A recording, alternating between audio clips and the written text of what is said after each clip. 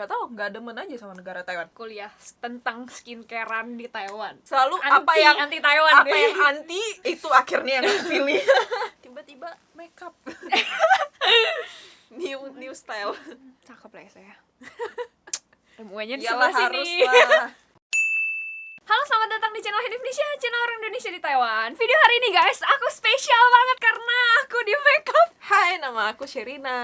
Udah berapa lama di Taiwan? Sekitar 5 tahun lah ya, udah mau 5 tahun. Sekarang kesibukannya kerja, mulai ke Taiwan itu karena kuliah Di mana tuh? di Providence University di Taichung. Jurusannya Cosmetic Science. Belajarnya apa tuh? Makeup. Iya, belajarnya tentang kosmetik, tapi lebih ke cara pembuatan kosmetik, formulasi, Cara bikin skincare. cara bikin skincare. Jadi otomatis belajarnya pasti ada pelajaran lab. Jadi cara membuat skincare dan makeup gitu-gitu dari yang bahan mentahnya gitu lah ya. Iya, dari beberapa ingredients, terus milih mau pakai ingredients apa untuk bisa buat jadi moisturizer. Tuh prosesnya gimana? Ada belajar tentang kulit juga nggak? Kulit kering, kulit itu. Oh, ada. Berminyak. Jadi kita bakalan belajar tentang kimia juga ya, karena kan ingredients itu kan kimia ya. Nah, kimia, functionnya, kegunaannya dari setiap ingredients. Habis itu juga tentang fisiologi. Apa tuh? Fisiologi itu kayak semacam biologi, tapi tentang kulit gitu. Pokoknya semacam mirip-mirip biologi lah. Jadi kayak belajar gak cuma kulit, belajar tentang dalam tubuh juga, sampai kayak ngulang-ngulang SMA gitu, ngulang-ngulang SMA, science SMA kayak pencernaan lah itu. Jadi kayak bener-bener biologi juga dipelajari gitu. Nah, kalau kulitnya itu lebih ke kulit muka dong atau seluruh tubuh yang kayak bintik-bintik gitu-gitu? Sebenarnya lebih diutamakan yang muka sih. Lapisan-lapisan yang kita belajar, lapisan kulit tuh ya sama aja. Mau tubuh atau muka ya sama aja gitu kan. Ada 5 lapisan kulit. Kalau misalnya mau skincare bekerja itu dia harus masuk ke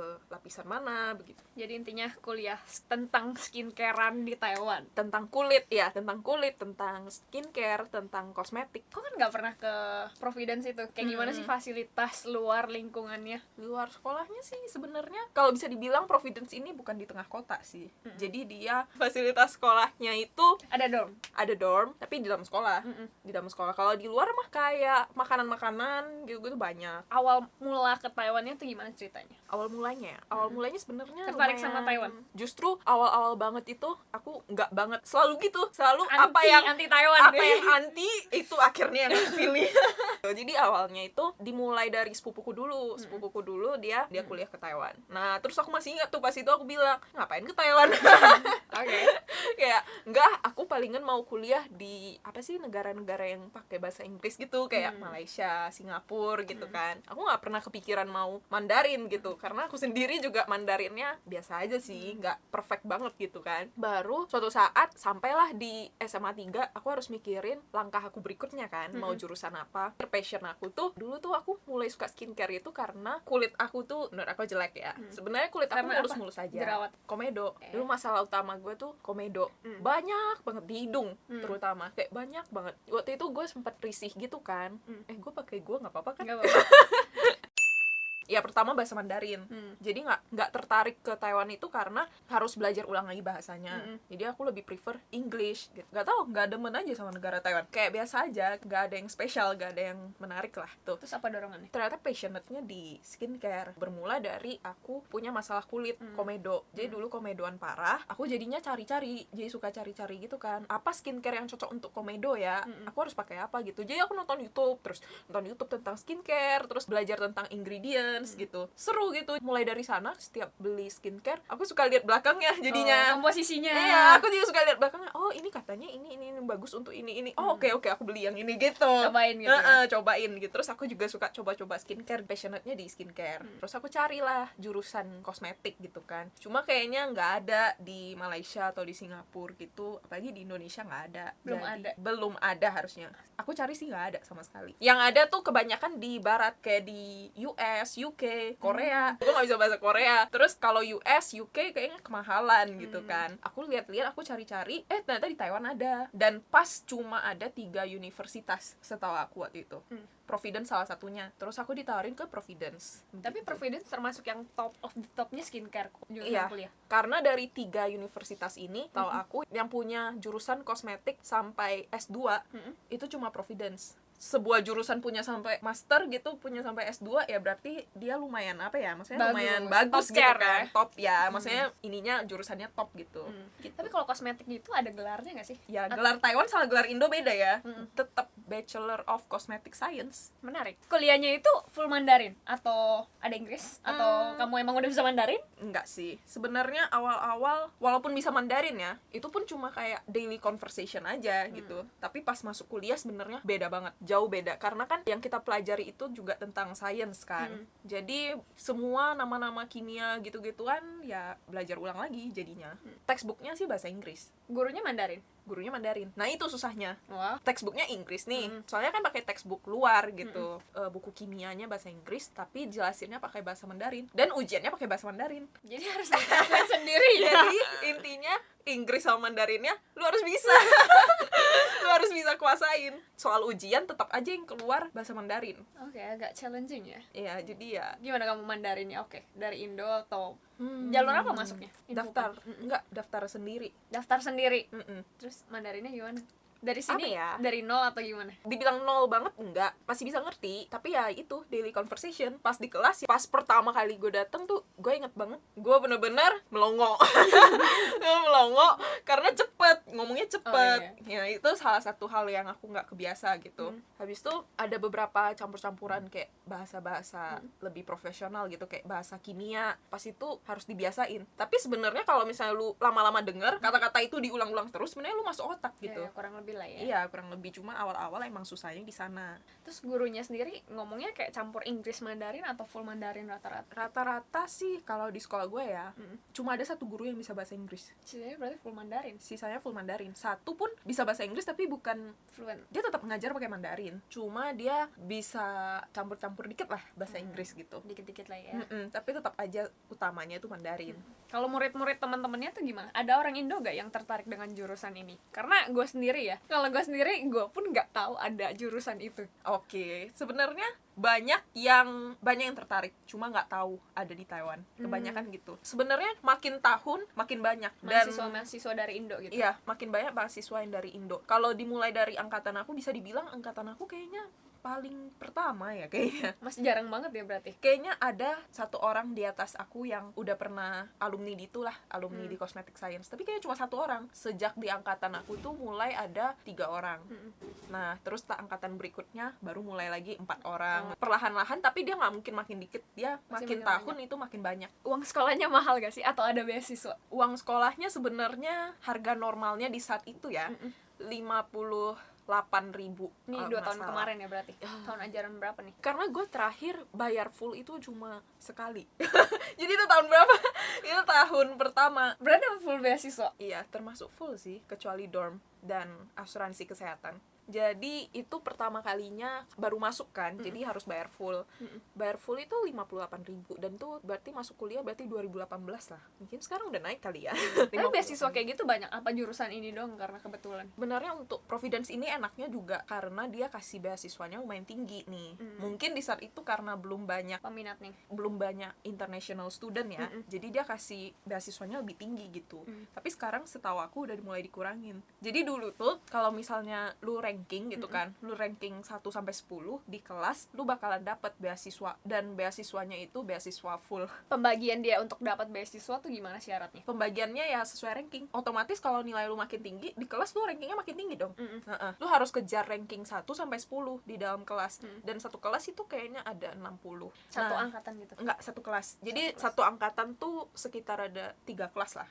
3 kelas, dan yang penting lu ranking aja. Lu ranking 1 sampai 10 aja di satu kelas, lu bakalan dapet dari sekolah. Itu program yang mereka kasih lah untuk orang-orang internasional gitu. Untuk mendorong orang-orang internasional makin banyak gitu. Kalau misalnya lu ranking 20 sampai 30, ada juga beasiswanya, cuma kayak lebih dikit. Semua orang pun otomatis terdaftar, yang penting lihat nilai dong. No? Iya, lihat nilai. Soalnya gue pernah dengar katanya ada beberapa beasiswa Taiwan tuh yang kayak pakai surat miskin lah. Kayak gitu-gitulah. Sebenarnya kalau surat apa miskin termasuk? enggak. Surat miskin itu beda lagi.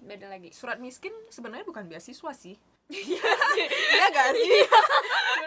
Beasiswa itu kan harusnya Lihat akademik nilai ya. Harusnya lihat akademik ya. Kalau surat miskin itu kebetulan lu emang kurang mampu gitu kan, makanya dikasih gitu sama pemerintah. Berarti yang ini bukan, beda lagi ya.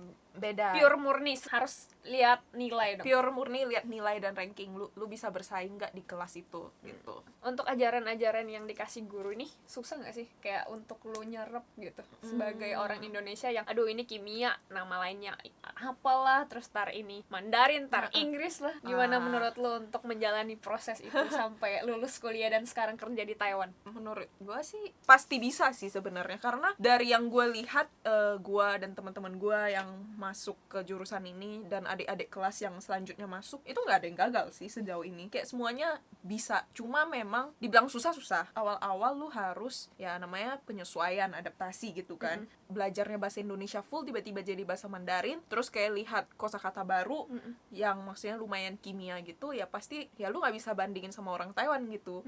Orang Taiwan mungkin pas tahun pertama biasanya mereka bakalan lebih santai gitu, karena menurut mereka nih biasanya mereka cuma perlu mulai serius itu pas tahun ketiga atau nggak tahun keempat. Jadi tahun pertama kebanyakan mereka tuh main-main, santuy aja gitu, pasti lulus gitu kan. Kayak mereka mikir kalaupun nggak lulus masih ada tahun depan bisa diulang lagi gitu. Cuma kita nggak boleh kayak gitu. Kalau misalnya kita memang nyadar kita nggak bisa, ya udah kayak tahun Harus pertama tuh lagi ya? iya, tahun pertama lu harus lebih berjuang keras lah daripada orang-orang Taiwan yang memang udah bahasa mereka sendiri gitu kan. Awal-awal juga gue belajar di saat orang lain pergi main, gue belajar sampai subuh. Perjuangannya kayak gitu ya? Iya. Tapi akhirnya worth it gitu, karena jadinya sebenarnya lu tinggal sesuaiin aja.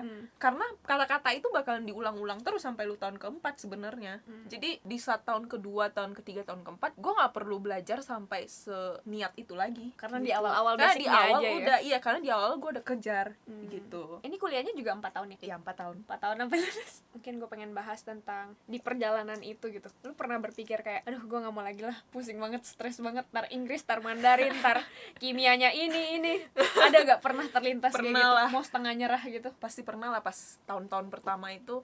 Karena gue emang bukan orang yang dibilang gue dari dulu orang yang rajin, enggak.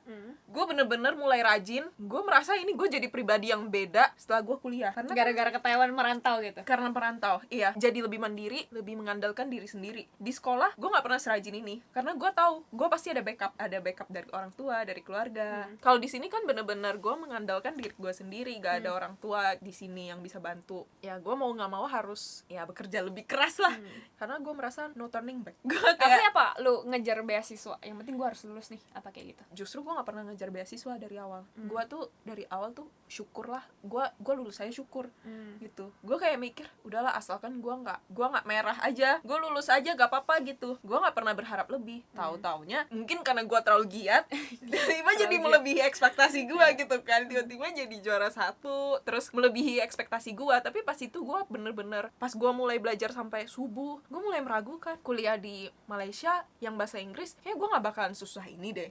Di sana baru mulai muncul pikiran Di aduh, tahun harusnya pertama, ini tahun deh. kedua? Tahun pertama yang gue belajar giat banget, yang gue belajar sampai subuh itu, gue subuh mikir tuh kalau gue sekolah di Malaysia kayak gue langsung tidur deh di jam segini. Gue mulai meragukan pilihan gue gitu. Cuma ya pas itu merasa no turning back, harus tanggung jawab dong sama pilihan gue. Dan gue tahu kalau misalnya gue balik lagi gue pasti kena marah sih. Habisin duit orang tua. Habisin duit, iya. Ini mau nggak mau lah. Tapi gimana cara, ada nggak tips and trick lu bisa dapat juara 1 terus di cover rata-rata Waduh, beasiswa? dibilang juara 1 terus sih tahun pertama enggak ya. Tahun pertama karena masih adaptasi gitu ya. Gue inget gue masih 10 besar, tapi gue nggak juara 1. Pokoknya asal masuk 10 besar lu dapat beasiswa gitu. Iya, jadi di saat itu gue cuma pengen pertahanin aja. Ya, jadi berproses lah, bukan dari tahun pertama langsung juara 1, enggak. Yang penting yang pertama jangan nyerah dulu, yang kedua baru giatin lagi gitu. Iya. Wow, menarik. Full beasiswa karena juara 1. Sebenarnya juara 1 sampai 10 itu beasiswanya sama. Kisaran berapa tuh? Kalau uang sekolahnya 58.000 itu kan termasuk asuransi kesehatan ya. Berarti asuransi kesehatan kalau nggak salah 4 ribuan per semester, paling 54. ya 54 lah. Jadi cuma bayar 4.000 semua? Iya. Udah termasuk dong? Belum. Dorm 9.000 di saat itu ya. Aku bayar 13.000 lah per semester. Per semester. Tapi yang kamu bilang juara 10 itu khusus internasional atau seluruhnya? Gini ya, lu bersaing sama orang-orang Taiwan yang di dalam kelas juga. Jadi lu ranking 10 itu termasuk orang-orang Taiwan, tapi orang-orang Taiwan gak akan dapat beasiswa itu. Orang internasional yang ada di posisi itu, di ranking itu yang bisa dapat. Pokoknya lu bayangin aja nih, satu kelas 60 orang. Pasti ranking 1 sampai 60 dijabarin dong. Iya. Yang penting lu ada di ranking 1 sampai 10 aja, udah lu dapet. Nggak peduli lu orang Taiwan, orang Indo, pokoknya dalam 10 teratas itu ada nama lu baru masuk. Iya, ini beasiswanya nggak berlaku untuk orang Taiwan. Ini cuma untuk orang internasional. Jadi selama nama murid internasional ada di dalam 1 sampai 10, ya udah dapet. Oh, gitu. Tapi saingannya lebih berat dong. Soalnya kan bersaing sama Taiwan juga. Iya, saingannya sama orang Taiwan. Kita lanjut ke, ada gak cerita tak terlupakan waktu kuliah? Bentar, sebelum ngomong ini gue pengen nanya nih. Iya. Lu selama kuliah sempet kayak, aduh, nyesel deh gue ambil ini. Ada di titik itu gak?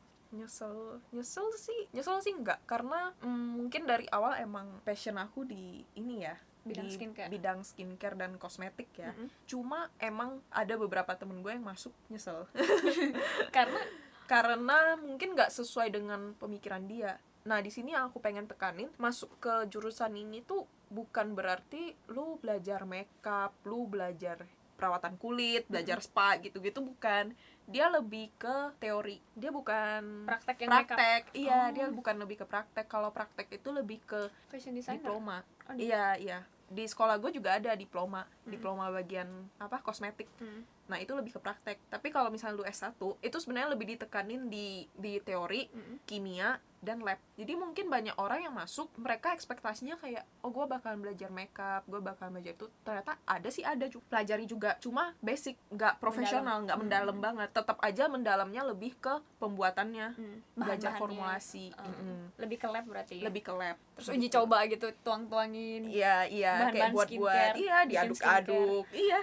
Tapi kalau kayak gitu jenjang karir ini apa aja? Jenjang karirnya banyak sih sebenarnya. Kerjaanku sekarang ini ya, company kosmetik ya, di company kosmetik, tapi di bagian overseas sales. Jadi Lebih ke marketing. ya lebih ke marketing, lebih ke sales, tapi untuk gimana cara membuat brand ini bisa berkembang di luar gitu, nggak cuma di Taiwan doang gitu. Oke, kalau jenjang karir dalam jurusan ini apa? Jenjang- MUA termasuk gak sih? MUA lebih cocok untuk ke diploma sih.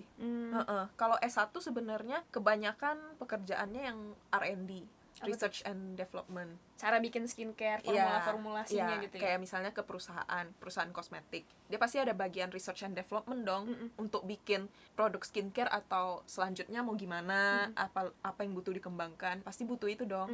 Ada juga bagian quality control, kayak misalnya lu ke pabrik nih, lu di pabrik kosmetik, lu pasti lihat dong ada bagian QC, quality control. Dia kayak lihat apakah kosmetik lu aman, udah bisa lulus dari ini nggak, Uji coba dari keamanan semuanya begitu. Gue pas masuk kuliah tuh gue baru sadar kayaknya gue nggak cocok. Gue entah kenapa gue merasa gue nggak passion di dalam lab. Di saat itu gue merasa kayaknya gue nggak passion di lab. Lab itu kayak lu kerjanya bahkan di lab terus. Nah, gue tuh lebih suka yang sharing. Gue suka sharing tentang kosmetik, tentang ini. Jadi gue merasa gue kayak butuh pekerjaan yang gue banyak ngomong. Termasuk konsultasi kulit gitu gak sih? Iya.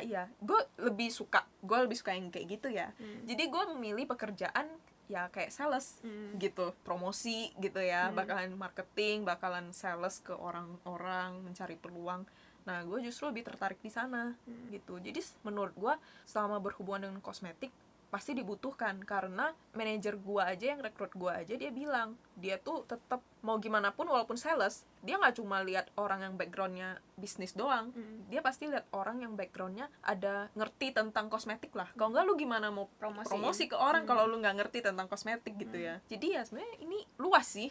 Yang penting perusahaan kosmetik oke gitu. Misalnya lu mau buat brand sendiri, ya lu harus ngerti dong, kayak lu mau buat skincare yang kayak apa, terus kayak lu mau pakai bahan apa. Memang sih bisa sekarang kalau istilahnya maklon ya, pabrik maklon kosmetik gitu, memang bisa. Mereka kayak lu tinggal bilang aja ke orangnya, gue mau buat skincare, ya langsung buatin formulasinya, terus udah selesai, hasil jadinya udah kasih lu coba aja. Tapi kan kalau misalnya lu gak tahu apa-apa, lu kayak Coba-coba doang ya? iya, maksudnya lu nggak bisa melihat jelas lu nggak ngerti tentang bahan-bahannya, lu sama aja lu nggak tahu dia buatin apa ke lu gitu loh.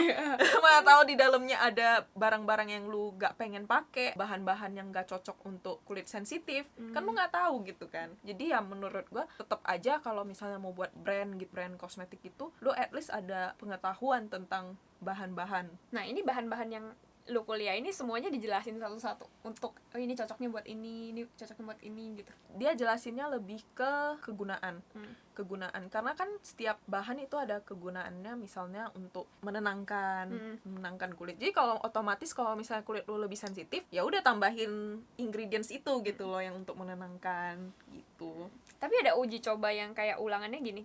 Kita ambil contoh. Misalnya satu brand ini warnanya bening, tapi ada brand lain yang rada putih. Lu jadi disuruh bisa nggak kayak ngebedain, oh ini karena ada formulasi ini. Oh, Dia bakal sedetail itu nggak kayak? gak mungkin kayak lu lihat barang lu langsung tahu oh ini formulasinya pasti ini. Itu kayak nggak mungkin sih, itu nggak mungkin. Cuma at least lu dari warnanya lu bisa kira-kira kayak misalnya warnanya lebih putih dan ini lebih transparan, bisa tahu oh yang transparan ini sebenarnya kandungan airnya lebih banyak.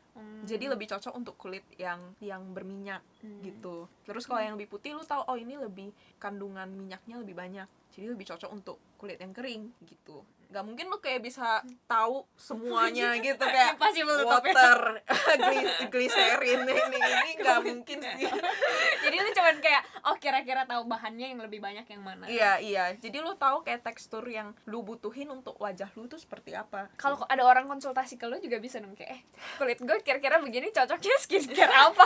Kayak gitu termasuk jenjang karir gak sih? Iya juga sih. Cuma ya untuk jadi skincare consultant kan lu harus build trust dulu dong. Gak semua orang percaya dong gitu kan. Jadi bisa gitu kan. Bahkan keluarga gue aja sekarang udah menganggap gue kayak skincare consultant mereka gitu kan. Karena ya mereka percaya sama gue gitu. Tapi lu harus tahu kulit mereka, jenis kulit mereka dulu. Iya, biasa baru sih lihat komposisinya.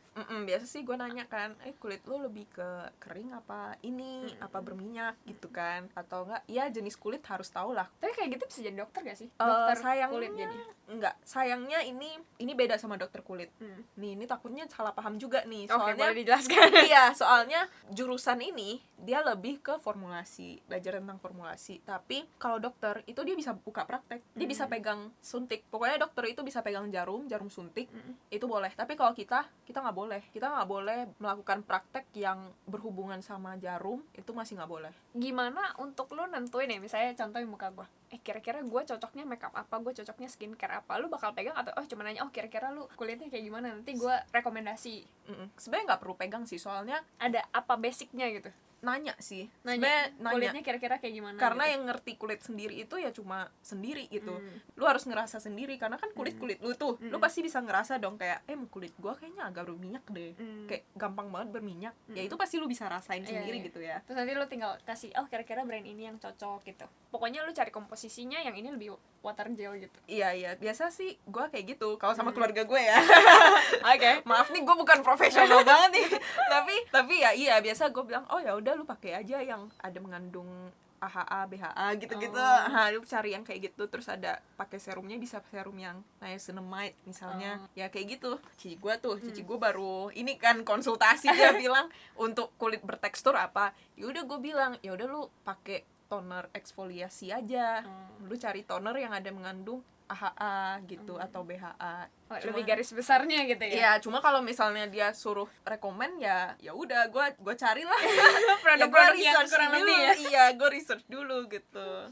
Overall 4 tahun betah gak kayak mempelajari itu? Atau ada banyak SKS lain yang lu pelajari juga? Banyak kayak sih. Itu kan kosmetik, ada kalau buat rambut, sampo, kan itu sama bahan kimia ya. Iya. Sampo sama sabun juga termasuk. Jadi lab kita juga bakalan belajar tentang cara buat sabun batang ya. Itu sabun handmade. Terus sampo juga. Terus kita juga belajar tentang pijit kayak spa gitu. Pijitin orang? Bukan pijit sih, treatment. Kayak treatment gitu, kayak lu pergi treatment kan dicuci mukanya, terus dipakein masker gitu, terus kan ya pasti dipijit-pijit dikit gitu. Nah kita juga ada kelas kayak gitu, jadi itu menurut gua seru sih. Kelasnya itu nanti banyak tempat tidur gitu. Jadi kita mau gue jadi customer-nya. Gue bahan percobaan dah. Jadi kita ada belajar itu juga. Jadi kita bakalan berpartner gitu ya. Nanti dia yang tiduran, kita yang ini. Oh, gantian. Nanti gantian lagi gitu. Seru sih. Prakteknya sih seru. Terus ada belajar apa lagi tuh? Mandarin termasuk gak? Karena gue ada waktu itu daftarnya overseas ya, bukan internasional ya statusnya. Oh, gue belajar Mandarin, tapi Mandarinnya Mandarin level orang Taiwan. Gimana tuh bedanya? Sangat berbeda sih. Itu lebih ke sastra sih sebenarnya. Dia bukan belajar Mandarin untuk orang internasional. Lebih baku berarti. Lebih sastra. Lu udah baca, lu nggak ngerti. Kayak gitu. Kayak lu udah baca nih, lu udah baca ceritanya, tapi karena dia kata-katanya susah, lu kayak baca satu, pas lu gabungin lu nggak bisa gabungin ini apa sih artinya gitu. Complicated Iya, lebih complicated, bukan kayak bahasa sehari-hari kita sih. Terus gimana? Stres gak lo masuk kelas gitu? Iyalah, stres lah gue. Makanya pas itu untung guru gue baik sih. Dia ngerti gue sebagai orang luar pasti susah dong untuk catch up level kayak gini. Jadi waktu itu dia lumayan mempermudah gue dikit lah. Gitu. Tapi ya gue tetap harus buat esai gitu-gitu untuk menebus nilai-nilai gue yang jelek ya. Disuruh gue kayak buat esai, buat karangan gitu-gitu, tetap aja. Tetap harus standar ya? Iya, tetap harus standar. Terus tadi gue mau nanya, ini ada gelarnya gak sih? Gelarnya Bachelor sih, Bachelor of Cosmetic Science. Di ijazahnya gitu ya tulisnya. Tapi diakui internasional? Diakui secara internasional sih, sejauh ini diakui sih. Diakui. Oh, tadi mau nanya, ada pengalaman kuliah yang tak terlupakan gak? Ya udah, gue cerita tentang ini aja deh. Pas kuliah, karena gue merasa orang Indonya dikit gitu ya. Orang Indonya kan dikit. Jadi gue tuh punya imajinasi lah dari dulu kalau misalnya lihat-lihat kuliah di Indo kan kayak seru gitu ya. Itu sebenarnya membayangkan kuliah gue juga bakalan seseru itu. Tahu-taunya di kuliah gue tuh orang Indonya dikit banget. Bahkan kayak organisasi Indo aja nggak ada di sekolah gue merasa kayak ada yang kurang gitu kan. Kenapa rasanya kalau gue cuma kuliah pulang kayak Miss something. iya, kayak rasanya kayaknya kurang puas gitu. Jadi gue memberanikan diri, lu tau gue memberanikan diri, gue pergi ke organisasi yang orang Taiwan, organisasi ambasador. Dia namanya ambasador elit. Jadi dia kayak semacam ambasador sekolah gitu. Ngapain dia? Kayak misalnya kan sekolah kita nih banyak kerja sama selalu cari peluang untuk kerja sama dengan sekolah luar gitu kan. Nah, jadi kalau misalnya ada tamu yang datang atau dari tamu luar sekolah yang datang, ya kita yang istilahnya jadi ambasador sekolah gitulah, jadi kayak bantu bawain mereka gitu, nemenin terus kayak lebih ke air service dong berarti. Iya, lebih ke service gitu, organisasi. Okay. Organisasi, dan itu semua orang Taiwan. Jadi gue memberanikan diri, gue coba aja lah gitu kan. Gue gak tahu, kayak gue dapet flyer tuh kan, terus ini gue lihat ada audisi, ada wawancara. Ternyata masuknya itu harus wawancara gitu, gak di bisa audisi ya? di audisi, gak semuanya bisa gitu kan. Di audisinya waktu itu nanya-nanya tentang ya nilai juga ada, tentang sekolah juga ada, tentang basic kayak kalau ketemu tamu gitu lu bakalan gimana. Ya intinya wawancara gitu. Lu bayangin gue pas itu, gue daftar itu pas tahun kedua ya. Mandarin gue ya masih agak kaku-kaku gitu. Jadi gue wawancara full Mandarin. Udahlah, gue nggak tahu gue ngomong apa di dalam, gue kayak udahlah yang penting lewat aja. Akhirnya tau-tau yang gue masuk, seru gitu organisasinya. Jadi kayak pas pertama lu masuk, lu langsung dikasih training. Ya lu kayak training cara jalan gimana, bener-bener kayak tiba-tiba jadi agak sekolah model weh jadinya. Lu bakalan pakai suit gitu loh, ambasador sekolah gitu. Kalau misalnya tamu datang, lu harus yang nyambut dia. Iya, gitu. lu yang nyambut. Jadi lu pasti harus belajar makeup. Jadi diajarin lah belajar makeup, belajar sanggul rambut, pakai suit gimana gitu. Terus kayak gimana, kayak baju pramugari gitu? Dia bener-bener kayak baju jas gitu. Kayak jas terus rok. Formal banget dong. Formal banget. Sampai lu harus sanggul. Sampai sanggulnya tuh pun ada standarnya. Kayak ya rambut lu nggak boleh keluar gini. Lu harus nggak boleh menutupi wajah gitu. Ada SOP-nya semuanya. Jadi di sana seru sih, tiba-tiba gue belajar cara jalan gitu kan, cara pakai heels gitu. Tapi di sana gue gak menyesal sih gue pilih itu, karena di sana malahan gue mendapatkan temen Taiwan dan lumayan deket sampai sekarang walaupun udah lulus dan masih kontekan gitu. Jadi gue seneng sih, gue merasa apapun yang lu merasa kayak aduh pasti gue nggak bisa lah, kayak gak mungkin lah gue bisa lah sama orang-orang Taiwan gitu kan. Ya menurut gue coba aja dulu, karena lu gak bakalan tahu ternyata lu seneng gitu. Tapi banyak siswa internasional yang ikut grup itu? Atau rata-rata? Cuma gue sendiri orang luar. Jadi gue selalu dari kuliah ya, gue udah terbiasa dengan menjadi minoritas. challenge yourself ya. challenge yourself gitu. Jadi cuma gue orang Indonesia yang di sana. Tapi lu emang udah tahu sebelum masuk? Apa lu pas masuk baru tahu, oh gue doang nih internasional gitu? Ya pas masuk baru tahu sih. Pas masuk baru tahu. Iya, pas masuk baru tahu. Gue Grupnya juga masih ada? masih ada sampai sekarang. Ya setiap tahun dia ada ujiannya gitu. Jadi kayak dia tiap tahun dia bakal ujianin lu. Ujianin yang itu cara jalan, terus kayak SOP sekolah gitu-gitu dia ujianin semua. Jadi kayak misalnya gue mau datang ke sekolah itu, gue mau studi di kelas itu, gue bakal diajak muter yang sama organisasi itu. Apa lebih ke tamu-tamu penting? Itu lebih ke tamu penting. Kalau murid sih enggak. Menurut sih enggak. Lebih ke tamu penting. Kita mau cerita-cerita singkat. Jadi aku ketemu Serina ini guys. It's like funny aja sih. Jadi kita tuh kenal karena kita punya mutual friend yang satu orang itu sama. Terus kita lagi main ice skating hari itu. Gandengan. Ngakak banget sih. Lagi main-main gandengan. Ngobrol lah. Gue mau jadi bintang tamu lu, inget gak? Iya, waktu itu gue cuma bercanda Iya, terus gue orangnya kayak, lu mau jadi bintang tamu gue, oke, let's try. Terus kayak, oke, syarat pertama lu harus positive vibes. Yang kedua, lu harus membuat gue terpesona sama lo. Lu mesti bikin gue impresif sama lo. Temen gue ya, ada yang bilang gitu juga. Gue tahu bercanda. Cuman gue juga, ya lu kalau mau seriusin, ayo, why not gitu. Terus gue langsung ngomong gini, lu ada cerita apa nggak yang bikin gue impresif dulu nih sebelum lu masuk ke YouTube gue segala macem. Soalnya dari situ ketahuan lu more confident atau lu malah makin minder. Oke, ada orang yang gue ketemu juga sih kayak pertamanya bilang, mau dong jadi bintang tamu. Terus kayak ya udah lu bikin gue impresif dulu. Soalnya kan gue nggak tahu lu. Apalagi gue kalau baru kenal lu orang dari mana tiba-tiba ngomong, gue juga nggak tahu siapa lu gitu. Hello, lu harus kenalin diri lu dulu. Ada orang yang kayak enggak lah bercanda, terus udah nggak dilanjutin lagi. Gue berpikir ya kalau lu kayak gitu nggak apa-apa. Akhirnya gue nanya, ya udah lu cerita deh apa aja yang membuat gue impresif. Terus dia cerita semuanya kayak gue kuliah di kosmetik, gue kerja di sini. Oke, impresif, bagus level confidence-nya. Terus apa yang buat lu paling impresif? Lu nggak malu sih, lu langsung cerita. Oh iya. Cuma kayak, itu doang. Enggak, gue berasa ada orang kan kayak enggak lah bercanda, terus udah dia nggak lanjutin obrolan itu lagi. Tapi lu kayak masih berusaha cerita, oh gue tuh gini terus gue gini. Wah nih orang ini confident enough sih untuk masuk jadi bintang tamu gue. Oke, yang terakhir, tips and trick untuk lu kuliah bagian kosmetik terutama ya, terus bisa kerja sampai sekarang. Apa yang menurut lu bisa di-share untuk teman-teman, tips, trik, dan perjalanan lu sampai sekarang yang nggak nyerah sih menurut gue? Mulai dari awal, jangan terpengaruh sama orang-orang yang, karena di masa-masa tahun pertama pasti banyak orang yang ngajak lu main. Main apa tuh maksudnya? Maksudnya kayak have fun dulu lah gitu. Kalau sistem orang Taiwan kan gitu ya, mana tahu lu masuk kan ketemu sama orang-orang Taiwan tuh, mana tahu lingkungan yang kayak gitu. Mungkin lu lihat orang-orang pada santai aja tuh, orang-orang pada santai main-main doang. Ya udahlah, gue juga take it easy aja lah dulu gitu kan. Menurut gue kalau misalnya lu dari awal dengan kekurangan Mandarin yang gitu ya, harusnya lu dari awal udah mulai lebih giat lah gitu. Jadi menurut gue gak apa-apa tahun pertama agak susah aja dulu gitu, agak susah dulu. Tapi lama-lama sebenarnya sampai di tahun kedua lu nggak bakal nyesel, karena di tahun kedua lu bakal lebih santai karena lu udah tahu basicnya. Iya, lu yang penting tahu basicnya aja gitu. Jangan main-main dulu di awal, malahan baru kalang kabut di akhirnya gitu ya.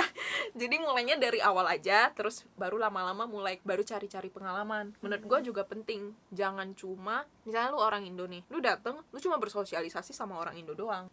Iya gak sih? Karena lu udah ke negara orang, kenapa? Why not untuk bersosialisasi sama orang Taiwan juga, untuk belajar sekaligus juga melatih Mandarin lu gitu. Karena paling cepet untuk improve itu sebenarnya lu berteman sama orang Taiwan dan mengaplikasikan bahasa Mandarin. Dengan cara mencari teman ya banyak. Salah satunya yaitu daftar organisasi. Daftar organisasi. Atau mungkin kayak misalnya lu hobinya misalnya main piano atau hobinya dance, ya lu bisa coba masuk klub dance, masuk klub ini piano. Tapi kan tetap aja pasti banyak orang Taiwan juga di klub itu gitu kan. Jadi perbanyaklah sosialisasi. Tahun pertama lebih sibuk aja nggak apa-apa, nggak usah ikut organisasi. Tapi kayak tahun kedua, tahun ketiga, tahun keempat boleh dicoba sih. Kalau misalnya lu udah mulai merasa kayaknya gue udah dapet the hang of it gitu. Kayak gue udah dapet ininya deh, kayak gue bisa deh, gue udah sanggup gitu. Triknya belajar giat, karena gak semua orang emang udah ada bakat gitu loh Mandarin. Ya sebenarnya gue juga juara 1 juga bukan karena berbakat, malahan gue merasa gue gak jenius sih. Gue bukan jenius, gue bukan orang yang berbakat. Cuma kenapa gue bisa mencapai semua ini, kayak termasuk salah satu siswa berprestasi lah gitu ya. Akhirnya diomongin juga. Tadi lu ngomong juara 1 kayaknya biasa aja, Flat. Sekarang satu ya. Karena di sana gue jujur gue merasa bangga sama diri gue, karena gue nggak menyangka, gue nggak pernah dari awal pengen goal gue untuk jadi siswa berprestasi. Tapi tiba-tiba gue dikenal guru, gue kayak menonjol di antara guru. Kayak semenjak gue dapet juara 1, terus kayak pokoknya ya nilai ujian lu tinggi-tinggi, lu dapet juara 1, gue makin dikenal guru Iya, ya pastilah. Siapa yang nggak kenal? Tiba-tiba maksudnya kelas 60 orang ya, gue juga bukan tipe yang ribut-ribut gitu ya. Ya biasa awal-awal pasti nggak ada yang kenal gue gitu. Tiba-tiba tahun kedua ke atas gue mulai sering dipanggil tuh guru, tiba-tiba semua hafal nama gue gitu. Menurut gue tipsnya adalah banyak-banyak mencari peluang beasiswa, karena sebenarnya beasiswa Taiwan itu banyak, karena Taiwan sangat mendukung orang-orang internasional untuk datang sekarang. Dari pemerintah sana dia banyakin peluang beasiswa. Menurut gue yang paling nggak boleh dilewatkan itu beasiswa dari pemerintah yang paling terakhir, yang di tahun keempat. Itu tuh dia bakalan lihat nilai lu dari tahun pertama sampai tahun keempat. Pokoknya ada beasiswa khusus dari pemerintah gitulah. Dia kasih uang sebesar 50.000, tapi ini khusus untuk overseas aja ya. Untuk overseas, bukan untuk international student. Jadi untuk murid, dan itu berarti sekitar 25 juta ya. 25 juta. Cuma dia butuh nilai lu dari tahun pertama sampai tahun keempat, dan lu harus ceritakan pengalaman-pengalaman lu. Kalau misalnya lu ada ikut organisasi atau lu ikut ekskul, itu bakal nambah nilai gitu. Jadi lu kayak mahasiswa aktif lah terlihatnya. Makanya kenapa gue bilang pergi bersosialisasi, pergi ikut organisasi, itu juga salah satunya itu. Karena itu yang membuat gue terpilih juga mungkin ya. Terpilih juga mungkin karena gue nggak cuma belajar doang dapet juara 1, tapi gue juga ada ikut organisasi gitu. Dan gue juga ada beberapa part time di sekolah. Jadi itu mendorong juga. Di sana menurut aku coba aja. Walaupun terkesannya kayak impossible gitu ya. Awal-awal aku juga mikir kayaknya impossible deh. Soalnya satu sekolah cuma bisa keluarin 1 murid. Jadi only one doang. Dan akhirnya nanti diseleksi lagi. Jadi sekolah keluarin 1 murid nih, diseleksi lagi sama pemerintah satu Taiwan ini. Dan overseas student itu nggak cuma Indo. Overseas student kan ada Hong Kong, Malaysia, Macau. Nah, nanti diseleksi lagi dari semua sekolah gitu. Sampai kalau nggak salah 50 apa 20 ya. Seingat gue 20 nama gitu diseleksi satu Taiwan, baru dia kasih uangnya 50.000 gitu. Dia ada kayak piagam gitu gak? Ada piagam. Ada piagam. Jadi menurut gue itu sangat berpengaruh untuk CV lu juga. Karena lu kayak jadi bisa ada sesuatu yang dibanggain. Jadinya lu kayak tulis, oh gue tuh top 20 overseas student Taiwan loh gitu. Kan satu Taiwan gitu. Jadi Itu kayak ini gak sih? Kayak lomba gitu? bukan lomba, dia lebih kayak lu kumpulin apa yang lu raih dari tahun pertama sampai tahun keempat, lu buat itu sampai berlembar-lembar CV, lu taruh foto, jadi kayak sebuah karangan hidup lu lah, karangan hidup sekolah lu cerita gitu hidup kan, ya? cerita hidup sekolah lu gitu kan. Nah baru lu kasih, gue ingat tuh gue dulu buat sampai 20 halaman gitu, kayak ekskul gue, organisasi gue, pekerjaan gue gitu semuanya. Ya akhirnya terpilih. Dan itu lumayan, akhirnya lu dapat 50.000, lu dapat piagam, dan lu nggak usah memberatkan orang tua. Ya dapat uang saku sendiri jadinya. Tapi itu cuma berlaku di tahun terakhir berarti? Ya itu cuma berlaku di tahun terakhir. Jadi sebelum kelulusan lah ya? Iya, makanya itu gue menyarankan mulailah giat dari tahun pertama gitu. Karena kalau misalnya lu tahun pertama aja udah take it easy, santuy gitu ya? santuy, terus lu maupun lu tahun kedua sampai tahun keempat nilai lu bagus, ya tetap aja tahun pertamanya ada rekor jelek gitu kan, tetap aja gak bisa dapat peluang itu gitu sih. Pertanyaan terakhir ini yang masih membekas di otak gue sih. Kan gue ada nanya pengalaman apa yang membuat gue impresif. Terus lu ada cerita tentang lu pernah kerja bartender. Emang itu impresif ya? Menurut gue cewek jarang sih. Terus kalaupun ada cewek biasanya tatoan, terus mukanya yang tidak alim. Terus muka lo termasuk alim banget, jadi kayak dede-dede banget. Oke, boleh diceritakan sekilas tentang ini bartendernya bukan yang di klub gitu, enggak ya, bukan yang di klub, bukan di pub gitu, enggak. Semacam ya restoran Itali biasa lah. Gue juga coba-coba, iya. Gue selama ini part time selalu di dalam sekolah, soalnya gue dari dulu tuh berprinsip gue part time tuh bukan mengejar uang sebenarnya, karena gue lebih mengejar pengalaman nilai yang bisa gue pakai di kemudian hari. Contohnya CV seperti bagus gitu. ya bikin CV bagus gitulah. Karena gue juga udah dapat beasiswa sebenarnya ya. Jadi gue cuma tiap kali gue tinggal di luar lagi. Gue cuma tahun pertama kedua di dorm, setelahnya gue tinggal di luar. Jadi uang sekolah otomatis gue cuma bayar 5.000 cuma asuransi kesehatan kelihatan. Oke. Jadi gue sebenarnya nggak burden di uang juga waktu itu gitu. Jadi part time aja cover lah itu 5.000 gitu. Part time Tapi yang bartender untuk CV bagus apa? enggak, justru gue mencoba keluar dari comfort zone gue gitu. Oke. Jadi karena selama ini gue selalu part time di dalam sekolah kayak translator, jadi guru Inggris, jadi guru kimia juga pernah. Misalnya murid kalau misalnya ada pertanyaan gitu kan, Asisten dosen. ya ada semacam asisten dosen, nah gue ajarin gitu. Nah itu kan itu juga Zona nilai nyaman. ya, maksudnya itu kan menambah nilai di CV gue gitu kan. Lu jadi asisten dosen, lu dapat uang juga gitu. Nah baru di tahun keempat gue merasa kayak gue ada yang kurang kalau misalnya gue nggak coba. Iya, nggak coba dunia luar. Kalau gue nggak coba kayak di luar sekolah gitu kan, gue jadi nggak tahu kerja banting tulang capek itu gimana. Jadi gue cobalah di restoran gitu kan. Dan di restoran itu padahal gue sebenarnya mau jadi waitress biasa aja. Terus dia malah assign gue di bartender. Nah tapi di sana seru juga, jadinya gue bisa belajar tentang minuman, cara buat minuman gitu-gitu. Jadi kayak latte art tiba-tiba gitu. Tapi ada koktail gitu juga belajar. Di menunya sih nggak ada koktail ya, tapi kayak fruit tea, smoothies, harus hafal menunya lah. Tuh. Tapi alkohol apa non alkohol? non alkohol ada alkohol juga tapi wine Oke. gitu doang. Itu impresif banget sih. Soalnya gila dari muka lu tuh, hah bartender, impossible gak sih? Anak baik-baik dede-dede gini. Ini ngocok-ngocok gitu. Terus gue kayak, hah iya kan? Oke. Bukan bartender yang seperti pikiranmu. Oh iya berarti gue yang salah paham. Iya. Waktu gue kita sambil main skating ya. Serius. Oke, gue masih mencerna, tapi mukanya nggak cocok banget. Restoran ya menurut gua worth it sih kalau misalnya lu lagi gabut ya, lu udah merasa kayaknya udah cukup deh CV gua gitu kan. Kayaknya lu boleh coba sih karena itu bener-bener beda sama part time sekolah. Itu bener-bener capek fisik iya. Kalau lu kerja di sekolah lu sebenarnya capek pikiran doang karena lu ngajar gitu kan. Tapi ya uangnya jauh lebih tinggi sebenarnya.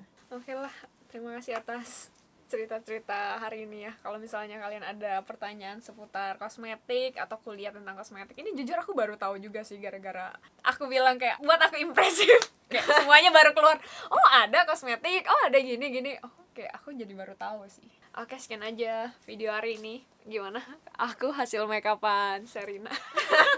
Bagus gak sih? Menurut lu bagus gak? Bagus. Serius? Tadi kayaknya ngantuk lu bilang.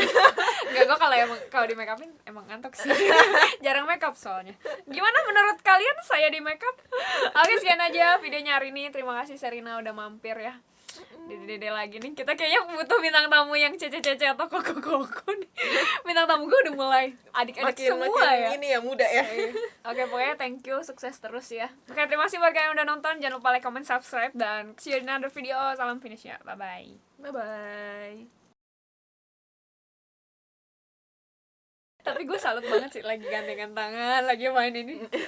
Oke, gue mau cerita. Gue juara satu gini. Oke. Ya gue tahu Itu gak sih? confidence-nya langsung kayak Oke, cerita lagi biar gue tahu tentang lu. Gue beneran dari awal tuh cuma bercanda gue bercanda, gue kayak buat gue jadi bintang tamu lah gue gitu kan. Terus gue kira lu bakalan cuma kayak ketawain aja gitu kan. Tahu-taunya lu nanya mulu, coba lu ceritain apa yang menurut lu bisa buat gue impresif gitu-gitu kan. Terus kaget gak pas gue nanya kayak gitu? Ya lumayan kaget sih. Lumayan kaget, dan gue cuma mau cerita apa ya, kenapa dia nanya-nanya gue ya gitu.